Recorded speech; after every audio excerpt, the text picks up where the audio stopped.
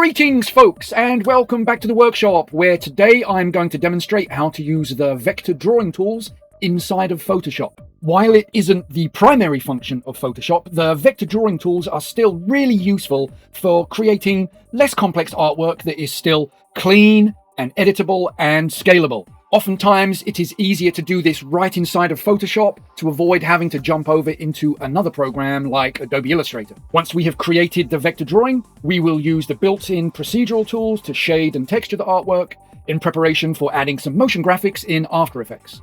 So that's what we're going to learn today. Let's get started. Okay, so on the screen, I have my template, my sketch, my rough that I am going to be tracing over.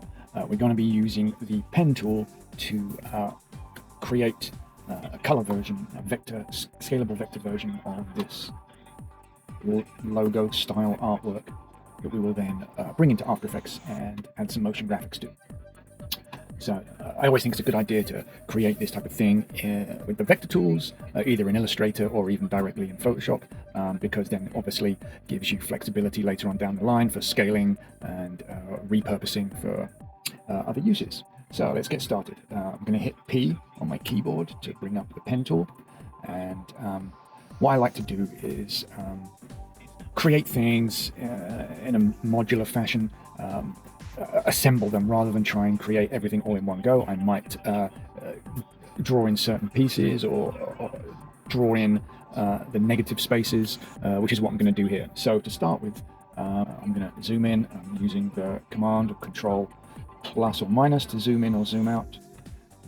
Okay, so let's start by adding a corner point. And if you're not familiar with vector tools, you're drawing a straight or curved line that is defined by these points and then handles that then extend out from those points. And as you can see, I've created a curved line here to sort of aggregate, if that's the right word, probably isn't, the curve between those 2 points. And I'm going to continue doing that. It seems like this top section here is a little flatter, so I'm going to add a point here. I'm going to add a point here, and then come down to the point at the front of the head here. Now, the path right now obviously isn't correct, but that's okay. We can come back and make these adjustments later. I'm just trying to give myself something to adjust later. I always want to try and create as fewer points as possible, which generally creates cleaner artwork. And let's get that down to there. Hit spacebar to bring up the hand tool temporarily, and I'm going to just draw in some extra overlap, bring that back out to the corner of the neck. Let's define the neck, drag out the part to define the neck. And just by clicking and not dragging, we can create these corner points, and by clicking and dragging, we can create the curved points. So I'm going to close that, and I'm going to readjust that part. So now I've got the first level of that path drawn. Close my palettes for the moment, maximize the screen real estate. I'm now going to hit A on the keyboard, and here's a tip. If we go to the preferences, one of the first things I do with a fresh install is to go to Interface, Workspace, Tools. Use Shift key for tool switch. So that little item right there, that is checked on by default. That's the first thing I do when I get into a seat of Photoshop, whether I'm at my own studio or somewhere remotely. I'll turn that off, because now I'm going to go, if we look at the toolbar, we've got the path selection tool or the direct selection tool. I just refer to them as the black arrow or the white arrow. And if I have to toggle between that a lot during a session, which you will see we will do, it's much easier to just toggle A. If I hit A, you can see I'm just toggling back between to have to hit Shift A, that's an extra step, an extra thought process, an extra finger I have to use that I don't want to. So the black arrow is used for selecting and moving the entire path as one singular unit. The white arrow is used for selecting individual points within that path and adjusting and manipulating the handles. here you can see we have a corner handle, and we've got this not very pleasing sort of angular point to drag out a handle from a point that has already been drawn. I hold down Command or Control, Option or Alt, and you can see it changes the cursor to like a plus, like a duplicating cursor. But if I hover that cursor over, it becomes like this upside down V, and that will enable me to then drag out the handles from that point. If I go to my path tool over here, you can see that there is the convert point tool, and it doesn't have a keyboard shortcut assigned to it. P just or toggle between these different modes.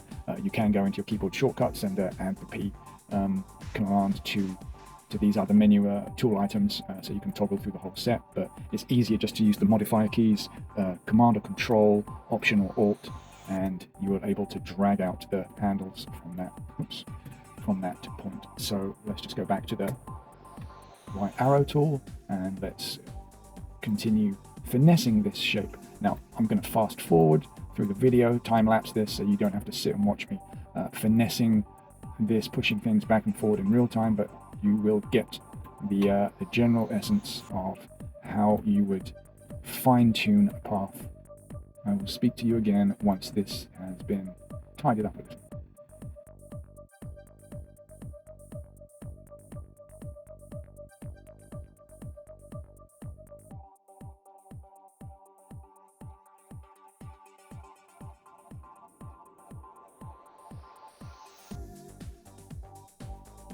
And so if I toggle my guide layer on and off, we can get an idea of how smooth those curves are looking. And I can see that the head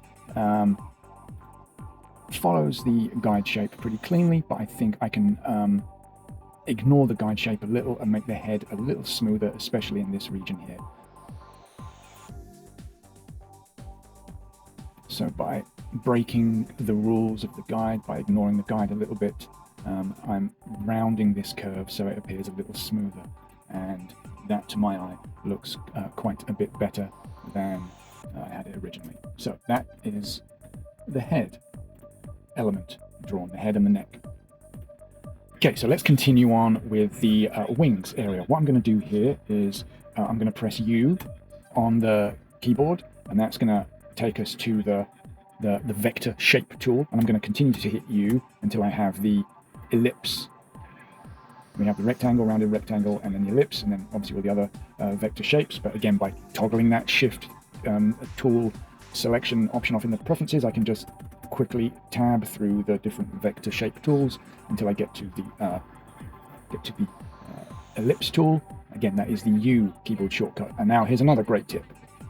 Okay, so what I want to do next is draw a nice circle that encompasses the entire wing shape and gives us a nice neat circle to define that outer perimeter. So first I need to make sure that my work path is selected in the paths palette, so I'm going to be adding to that. So make sure we have combine shapes selected up in the shape option toolbar at the top there. So here's a really useful tip too when you're using any of the drawing selecting tools in Photoshop. If you click and draw, you can see I'm drawing it from the top left corner. If I hold down Option or Alt, now that point where I clicked becomes the center point of the circle, so I'm drawing from the center. If I hold down Shift, it constrains it to a perfect circle. And now is where we get to do a little bit of finger gymnastics. I'm going to hold down the spacebar as well, and I can move that shape around without committing to it. So I can reposition that shape to the middle of my drawing, let go of the spacebar, and I can continue to draw. And I can see that I need to move down, so I hit the spacebar again. I can move that circle down, move it to the left a little, let go of the spacebar, resize that, keep drawing, and then hit the spacebar, reposition, and I can continue to do that until I let go of the mouse. I can continue to draw and reposition and draw and reposition until I'm fully satisfied with where I've put the element, in this case the circle. So I'm happy with it there, and in my work path you can see that the icon shows us that we have the circle and the head element. So now what I want to do is subtract the little sort of feather definitions from the wing. That's what they indeed are, and I'm going to hit the P tool to bring up the pen, and let's zoom in, Command or Control plus, to zoom in, and let's see, here is where the outside edges. I'm just going to click once to add a point, an angular point. I'm going to click and drag to make a curve, and then I'm going to come out here, extend beyond that circle, and click and drag to define that other curve, and then you can see that the cursor changes to that cursor with a little circle, which means I'm closing the path. I'm going to click there. Now I've created a closed path. Let's hit that A tool, and again, till I get the white arrow, and then I can refine that shape. I can see that that wants to come over a little bit. I want to modify this curve. Maybe that wants to be a little more rounded. This wants to be a little bit further in. I liken it to a piece of clay. We're pushing and pulling until we've got exactly the shape we want. And again, my sketch is a little vague, so I'm using some license here to get the shape that I'm happy with. The guide is just that. It's a guide, it's a suggestion, so I don't want to completely bind myself to it. If I go back to the select the work path, go back to the layer and turn off the guide, I can see that that curve looks acceptable to my eye. It's nice and smooth. It's the main thing.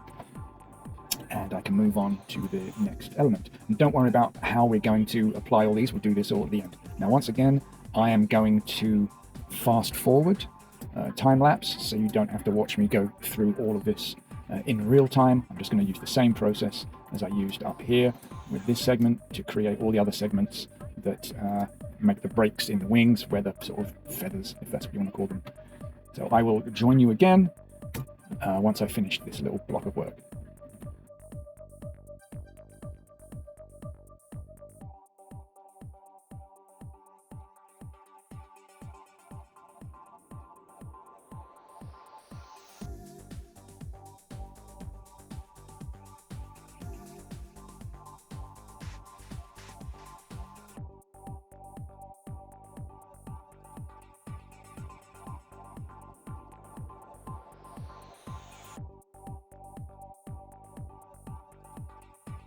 Okay, so let's quickly tackle this little inset area here. It's a bit more involved than just a little triangle defining the feather section. So I'm going to hit U to create a circle, because that seems to be a nice shape across the end. I'm going to click somewhere in the middle, hold Option, hold Shift, and then I'm going to hit Spacebar to reposition that, and that's going to give me a nice circle to start working with. With the white arrow tool, I'm going to just select this point here, and I'm just going to delete it. So that gives me this nice semicircle right here. Then I can hit P for the pen tool, and I can click on the point here, and then the pen will start drawing the path from that point. And I can come down to, let's see, it might come all the way down to the bottom here. Again, trying to use as fewer points as possible to create a nice smooth path. That's always the goal with vector drawing. And then I can do another point right here, and then close that gap into there, have a point right there, here, and then I can hover over this point and then close that path. Now let's fine tune that. Hit the A tool to bring up my white arrow, and I'm going to extend this curve just to smooth that. Push in and pull in, always refining.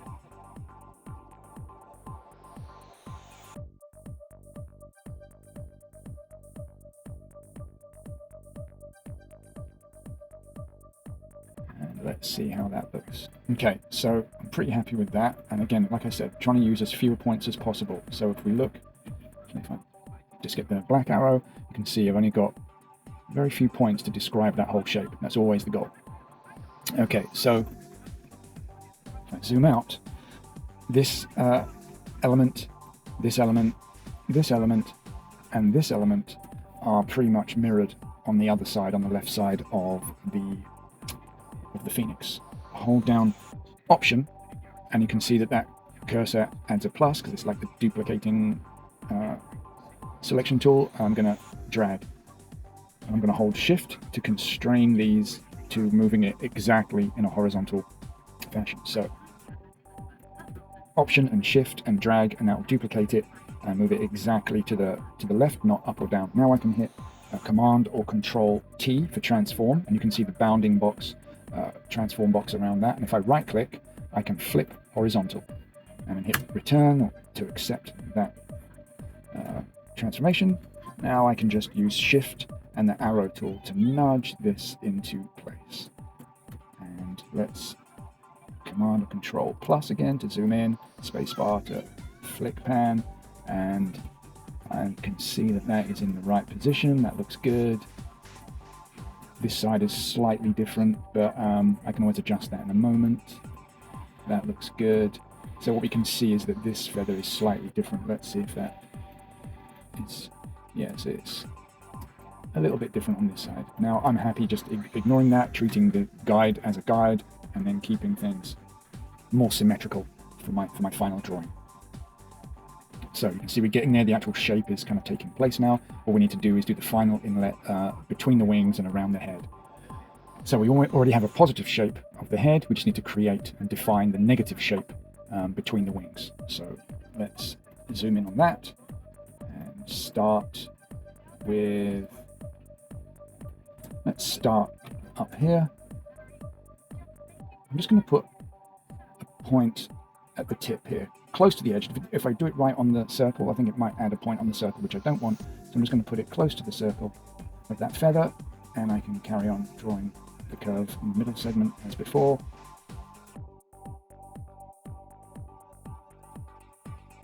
Because I've got this curve here defining the neck, I can just overshoot that, create some overlap. And again, I can come down across the neck and then out to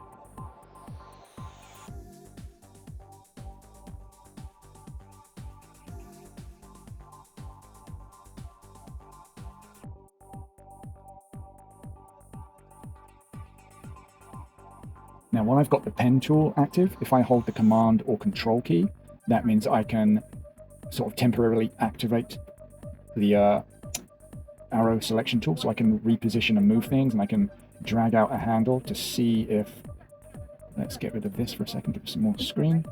So I can hit the Command or Control key, and I can sort of fine tune as I go, which when doing big broad shapes like this, is sometimes nice to do.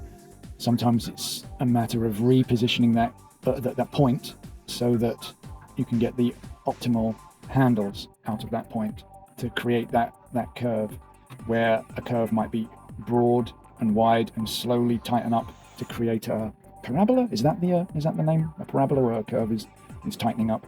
So sometimes what I was saying about where do we want to put the point after the fact, sometimes we need to adjust that to get the optimal handles for that curve. Okay, so after some massaging, some pushing and pulling, I can see that I'm not quite as happy with the smoothness of this curve here. That little bump I added in there, that doesn't feel right to me. So I'm gonna finesse that so it's a little smoother to the eye. So, okay, I'm happy with that.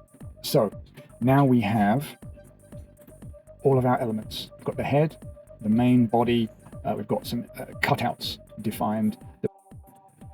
Let's create a new fill layer, solid color.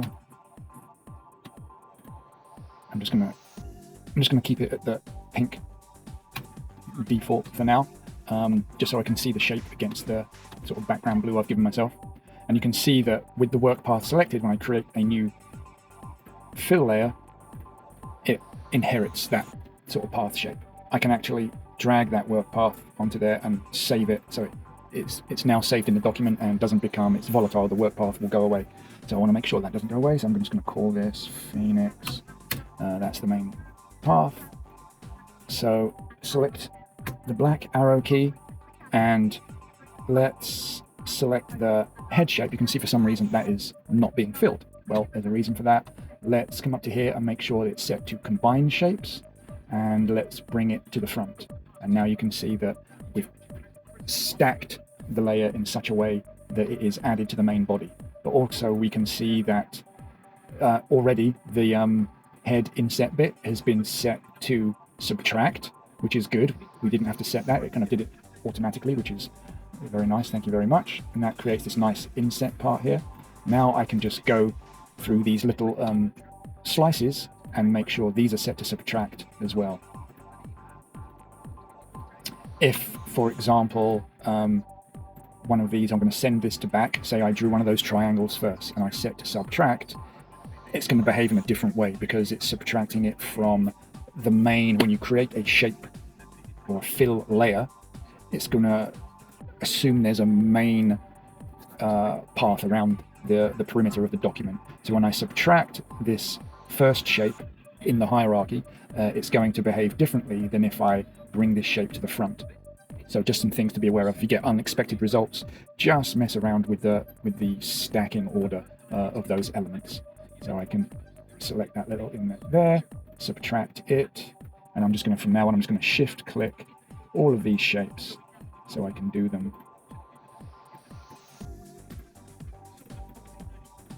all at once. So there is our finished shape, and it looks smooth, it looks uniform.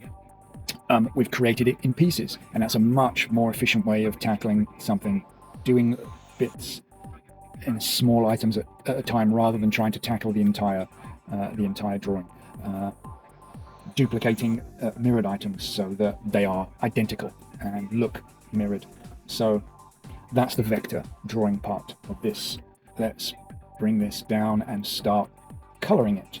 So what I want to do here is create some kind of grayish metallic sort of coloring to this. The pink is great just so I can see how the shape is being assembled, but let's get to adding some color properties to it now. So while this is a great solid, I don't want a solid fill. I want a gradient fill, so I'm going to come back to my path layer, select the Phoenix shape, come back to my layers. I'm going to do a layer, new fill layer, and this time I'm going to choose gradient rather than solid. And I can just, actually I could have called that Phoenix, I can label that after the fact. Let's change that to radial, and let's click on the little swatch thumbnail there, and let's pick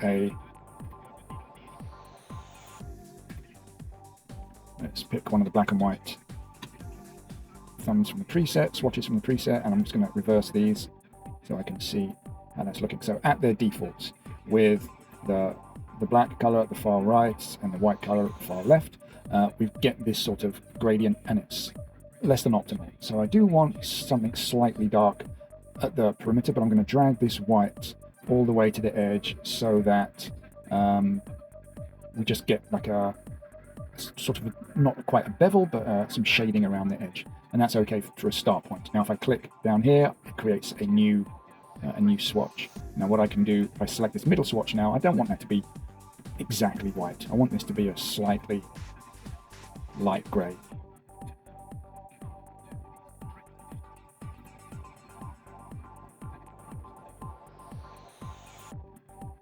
And then same for the black. I don't want that to be completely black. I want this to be a little bit less than completely black, just slightly dark. Still a bit too saturated, so I'm going to bring that down. Got a bit of tint to it. A little bit of tint is okay, but not so much. And that looks okay. I still want to adjust this grey a little bit. Not sure if that wants to be. So always use your eye and fine-tuning it here to see how much grey I want. I'm going to accept that for now, and I'm going to rename that Phoenix. I'm going to drag this down as a sort of backup layer. Right, so next, now what I want to add is a little bit of a sort of metallic sheen. So to do that, I am going to select U and hit U until I get the rectangle shape. And if I look at my guide, it's right down about here. So I'm going to draw a rectangle about there. Let's create a new solid color. I'm going to call this sheen, and let's make that just like a dark gray. And so let's drag this over the Phoenix layer, and I'm going to hold the Command or Control, Option or Alt, and G, and inherit the transparency from the layer beneath it. We see this little icon up here, and we see that it's inset. Command Option G again, it will untrim it, and if I do that, it inherits the transparency of that layer. So let's maybe add a little bit of a gradient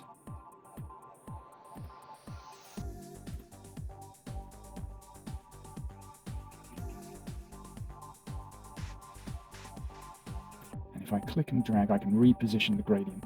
I'm just going to move it down a little bit so that we just, and I'm going to bring the scale up a little bit so that the darkest point at the top, let's just change that to screen.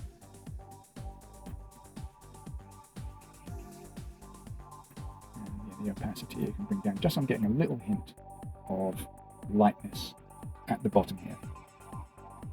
And I am going to right click, rasterize layer, and I'm going to right click and rasterize the layer style.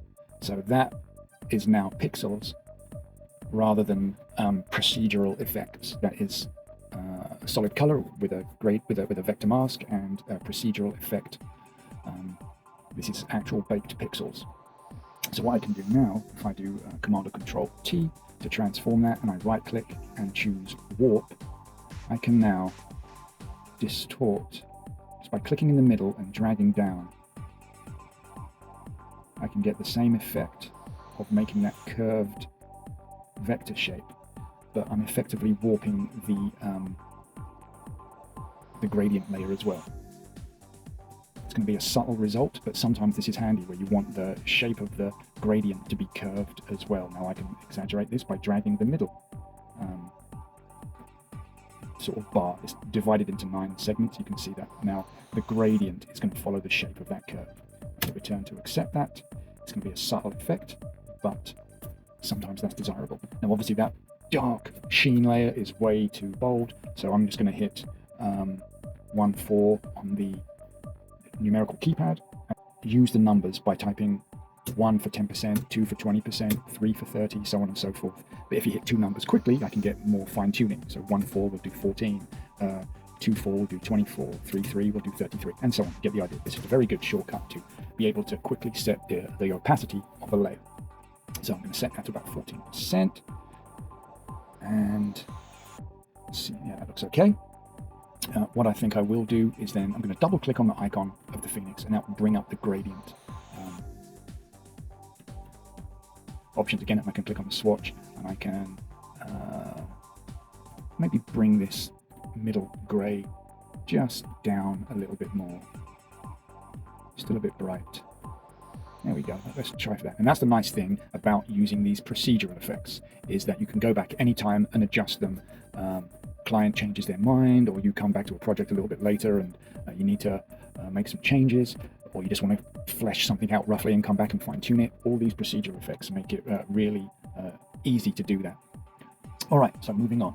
Let's add a bevel using the procedural effects down here. Use a bevel and emboss.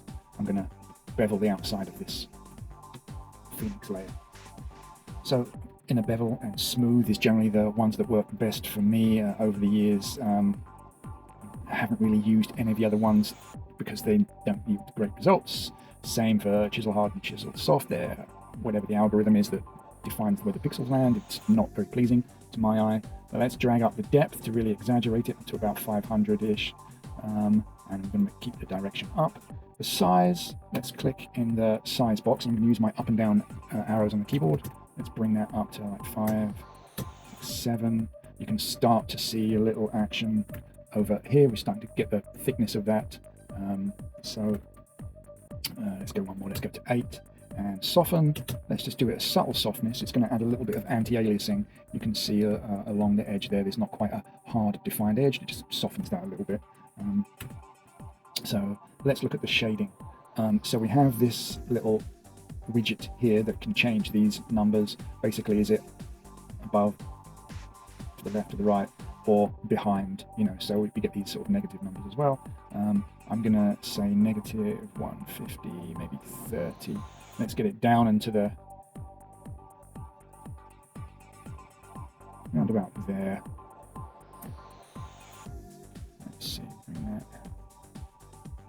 down a bit more. I'm just trying to get it off to the lower left as far as like where the light source is, I suppose. Let's change this to linear dodge to make the colors a little bit brighter. Actually, I'm thinking maybe that should be up a bit. Maybe I'll bring it over there a little bit. Yeah, I prefer it up at the top there. Okay, that looks good. So I've got 10 and 32, those numbers right there. Linear dodge with a white color. Let's bring that up to around about 50. Let's see, multiply with a dark bluey color. Let's maybe warm that up a little bit so it's closer to the, there's a bit of a yellowy tint to that. Let's bring the saturation down. And let's see, dark we can go with that. Okay, that's looking about right. Okay, so that's looking okay. We've got some nice bevel to that, but where that really shines if we add some contour. And I'm just going to mess with some of the presets and see what we can get with that just affect the fall off and the angle, some of these shapes. Yeah, I think that's quite nice. So what the contour does, if you look up in here, we've got this little streak along the perimeter. It creates that nice little sheen. And I found it to be a bit hit or miss, which is why I end up playing with it. I haven't come upon an actual recipe. Depends on the color and the shape and obviously these settings. So again, it's a lot of pushing and pulling, coming back down here and massaging these numbers. But it creates those nice little edge blends. So definitely play with the contour. Never just use the bevel and emboss on its own. It's never quite as pleasing. So let's come and add a stroke to that, and I want a purple stroke. So a nice rich purple color. Okay. I'm liking that, maybe a bit bluer. Maybe, yeah, okay, maybe a tiny bit bluer. Okay, that looks good to me.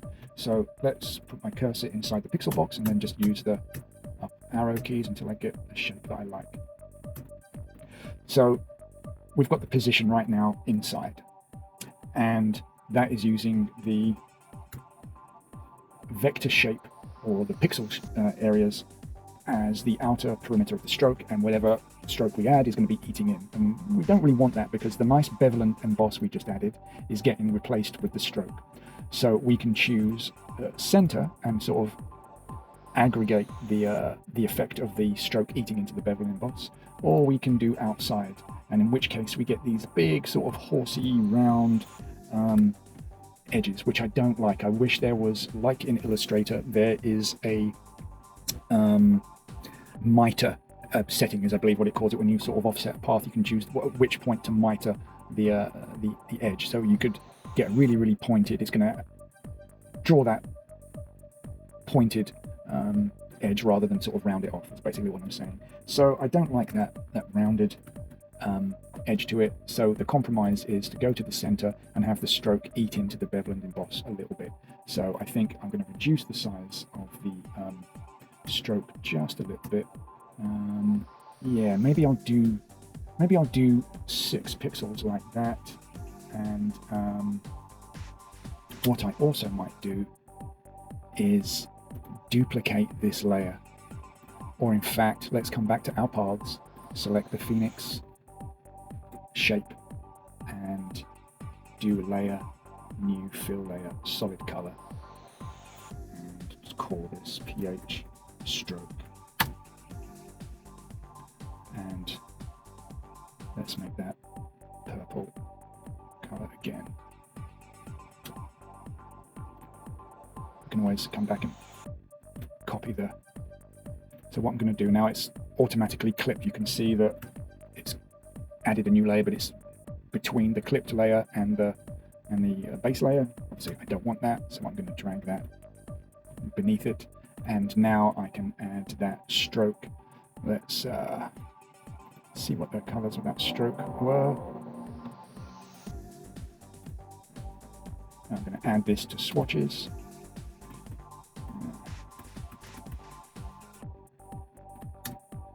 And that will enable me to, so I can come to my swatches. I can select this purple in the swatch palette, and that's going to load it down here into the color well. Hide that again. I can double click the thumbnail to load up the color properties, and then if I move the cursor outside of the color picker, I can then sample that purple from the color well, and now it's the same color as the stroke. And now I can option drag or alt drag the FX icon. If I hover my cursor over that FX and then hold option or alt and drag that onto another layer, I can duplicate the layer style in a very quick and easy fashion. I don't need the bevel and emboss, so I can click and drag bevel and emboss, drag that out to the trash can. Now all I have is the stroke. Now I can double click that and make it bigger. Let's bring that back up to 10. And now I've got a nice thick stroke.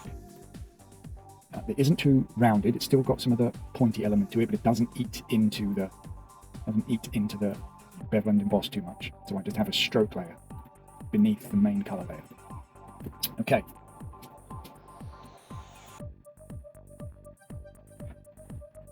So we've got our gradient sheen. I do want to add a little bit of extra highlight, just in a few little places, just so it's not so procedural and algorithmic. Add a little bit of just analog paint to it. It's not really analog paint, it's just hand-drawn paint. That's the correct term. So let's create a new layer. Command or Control, Option Alt G to clip that. I'm going to call this highlights. Always name your layers, folks. Always. And I'm going to get I'm going to hit D, I'm going to hit X on the keyboard to load up the default black and white, and then just swap the color. So I've got a white color in my front well. I'm going to hit B to bring up my brushes, and I'm going to right click and then bring up a nice big fat soft, make sure hardness is down to 0, so I've got a nice big fat soft brush. Actually not too big, I don't want it too massive. And I'm going to set the opacity down to maybe 20 something, okay? And I'm just going to brush out into here, just around these bottom 2 feathers on the tail. Just to add a little bit of a highlight down here. And I can, because I've got the opacity low, I can build up slowly, and I can always come to the highlights layer and then bring its layer back down a little bit if it's too much. If I turn it all the way down, you can see how dark the tail is. And I can just bring up a little bit of highlight on there, about 60%. Also, if I get the move tool again and use the arrow key, I can nudge that down if I just need to reposition where that paint is, where that glow is, or the little bit of sheen. So I can bring that down a little bit. I can lower the opacity a little bit. I could always add a little bit of a sheen up here on this tip of the wing, just as that's looking a little dark as well. So I can, again, build that up. I can then just draw a box. Now I've got 2 different sections. I don't want to move the layer and then move the tail element. I can just move this element here. So I've just got a little bit of a light tip to that. Just creates a bit more of an organic feel, ever so slightly. Doesn't need much. Let's do some lowlights. Let's add another new layer. I'm going to do Command or Control, Option or Alt, Shift N. That's going to create me a new layer. And of course, because it was already my current layer was in the sort of clip stack, it's going to create a new layer in the clip stack. So I'm going to call that lowlights. These are my opposite to highlights. So I'm going to hit X to switch the colors, bring my black forward, and just going to add some around the head. So again, hit B for the brush tool, and I'm just going to roughly follow the shape. And that's a little bit too thick and chunky. Maybe I'll just see if I can build it up. So I'm slowly adding a little bit of a shadow just under the chin and the inside of the neck here. And I'm doing it, again, I've got my brush opacity set to 24, so it's going to build up slowly. And I can build up certain areas thicker than others. But you can see I've got all this blobby mess around here, and I don't need that. So I'm going to hit the Erase tool. I'm going to right click again, make sure the hardness is, I'm going to leave that at 0. And I'm going to just clean up all of the muck that I got over here. But I do want where it blends into here, into the neck, blends into the wing. I'm going to change the opacity up here, the opacity of the brush strength. I'm going to hit, let's say 5 on the keyboard. That's going to set that to 50. Again, so the keyboard, the numeric keypad, that can change the strength of the brushes, the tools, opacity of layers, so it's really useful to use. Now another shortcut, the square brackets, they're called braces. The square brackets, the ones that are next to the P character on your keyboard, those will make the brush size go up and down. So I'm going to increase the brush size so I've got a bit more of a softer brush here for blending in around that point there, just to slowly blend in that neck to the wing. And let's see, maybe, no, I think the beak is looking okay. The beak isn't too bad. But what we do have now with this darker area here, we have this, it exaggerates that little bit of sheen on the edge there. So, but once again, I set this to multiply, even though it's not going to have a whole lot of effect. I'm going to change this to screen, even though it's not going to have a whole lot of effect. I'm going to select the lowlights layer, and let's set the opacity to about 50, just to maybe try 60. I'm just hitting 5 and then 6 on the numeric keypad, and I'm going to toggle the layer on and off just to see what effect it has. Because I want that effect to be quite subtle. I don't want it to be too over the top. So yeah, I'm going to leave that at about 60. Actually, let's do it 55. Let's split the difference, and that looks good. Just a little bit of subtle extra shading. So one thing we need to add was on the sketch, there is a backing circle to this. It doesn't really show up in the Actually, we already have a circle drawn in our paths. So let's come over to the paths palette. I have my Phoenix named path layer. I'm going to hit A until I get the black arrow key, and I'm just going to select with the layer, with the path selected in the paths palette, I'm just going to select that, just the circle that you drew for the outer perimeter of the wings. And you can see, because it's just got the 4 points that define the circle, I'm going to hit Command or Control C to copy that path. Let's create a new path called path 1, and I'm going to hit Command or Control V, and that's going to paste it right in place where it was with the original. Now what I can do is select that path, hit Command or Control T to bring up the scale, the transform box, and if I hold Option or Alt and Shift, it's going to constrain it to a proportional scale, and it's going to scale it from the middle, and I'm going to just bring that circle down until I'm looking at this area here, and I want it to be sort of halfway between the tip and this feather, so I'm going to go to about there, and there is my new path, which will be the sort of backing plate. And let's do with this path still selected, do layer, new fill layer, solid color, and I'm going to call this BG,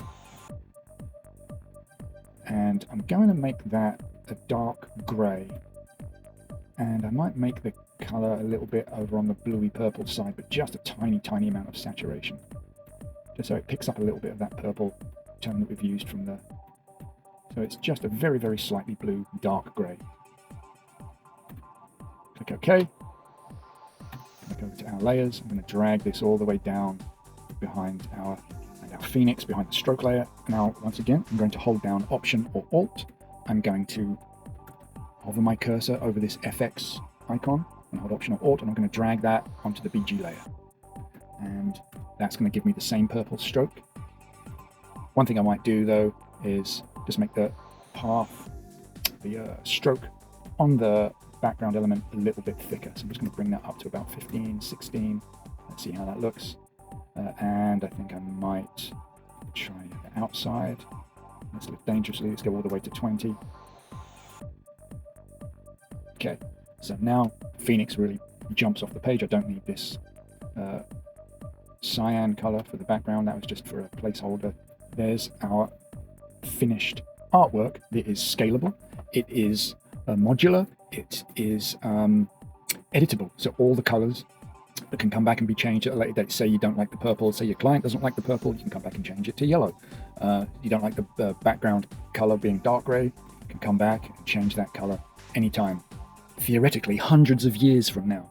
But that's the beauty of working in this procedural fashion. I always try and create projects where I have the ability to make changes, because clients are always changing their mind, and it's always a push and pull and give and take sort of process to get things done. Next step, in the next tutorial, we're going to bring this into After Effects and give it a bit of life, give it a bit of motion. Nothing too fancy, something easy for a beginner to jump in and get their feet wet, creating artwork in Photoshop, and then bringing it into life in After Effects. So stay tuned for that. Part 2 will be coming out very shortly. Thanks for watching. Hope you found this useful. Any questions or feedback, do please leave those in the comments. And if you did find this useful, please consider giving it a thumbs up, and maybe leave a suggestion. Hey, how do I do this? How do I do that? I'm always open to take requests. Anyway, thanks for watching this one all the way to the end, and look out for the next one. I'll see you then.